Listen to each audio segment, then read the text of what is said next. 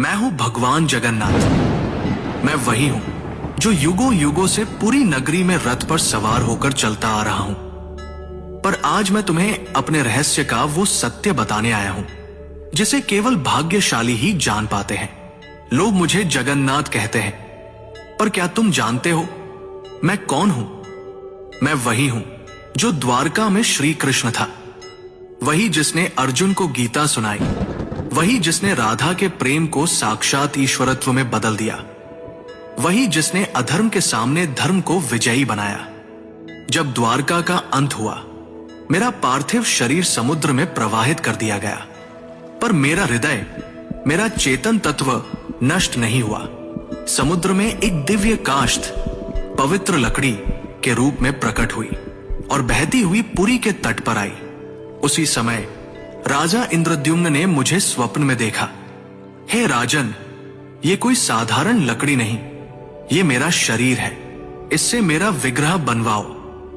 राजा ने आदेश दिया। मूर्ति बनाने के लिए एक वृद्ध पुरुष प्रकट हुए। उन्होंने कहा, इन्हें गुप्त रूप से बनाऊंगा, कोई द्वार मत खोलना।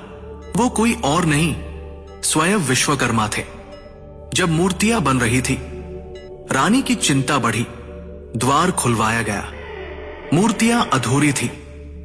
मेरे हाथ नहीं थे, मेरे चरण नहीं थे, पर तभी आकाशवाणी हुई, यही मेरा विराट रूप है, यही मेरा जगन्नाथ स्वरूप है, जहां मैं हर सीमा से परे हूं। जो मूर्ति नहीं, चेतना है, जो धर्म का रक्षक है। राजा ने मेरे उस दिव्य हृदय को मूर्ति में प्रतिष्ठित किया। वो हृदय जो श्री कृष्ण रूपी मेरी चेतना का केंद्र था, वो आज भी मेरी मूर्ति में वास करता है। हर 12 से 19 वर्षों में जब मेरी मूर्तियां बदली जाती हैं, उस हृदय को गुप्त रूप से नव विग्रह में स्थापित किया जाता है। कोई उसे देख नहीं सकता, कोई उसका वर्णन नहीं कर सकता, क्योंकि वो हृदय भौतिक नहीं, दिव्य है। मैं वही हूं जो कृष्ण है, विष्णु है, और फिर भी सबसे परे है। मेरी आंखें गोल हैं, क्योंकि मैं हर दिशा में देखता हूं।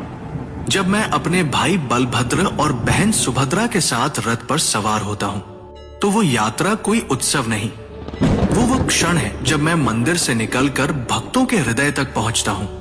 जब तुम मुझे सच्चे हृदय से पुकारोगे, ओम नमो भगवते जगन्नाथाय, तो तुम पाओगे कि मैं तुमसे कभी दूर था ही नहीं। मैं वही था तुम्हारे भीतर, तुम्हारी चेतना में।